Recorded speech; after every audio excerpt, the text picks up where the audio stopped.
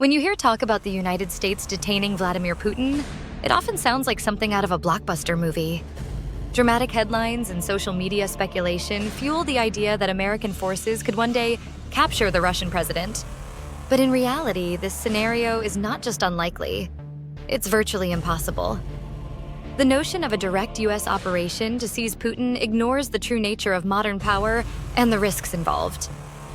Putin, as the leader of a nuclear-armed nation, is protected by more than just security teams.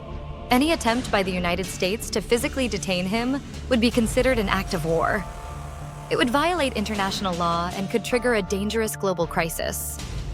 For this reason, serious policymakers in Washington don't even entertain the idea of a capture mission.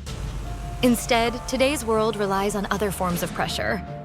Legal, financial, and diplomatic systems are used to constrain leaders without resorting to force. In 2023, the International Criminal Court issued an arrest warrant for Putin, but the ICC has no police force.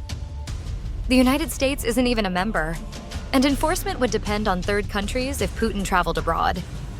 Historically, leaders like Slobodan Milosevic or Augusto Pinochet were only detained after losing power at home. Their own countries withdrew protection, and only then did international law take effect. If Putin were ever to face detention, it wouldn't come from a dramatic raid. It would likely follow political change inside Russia, with international law stepping in only after his power faded. In today's world, power is constrained not by military action, but by legal and diplomatic pressure, especially for nuclear states.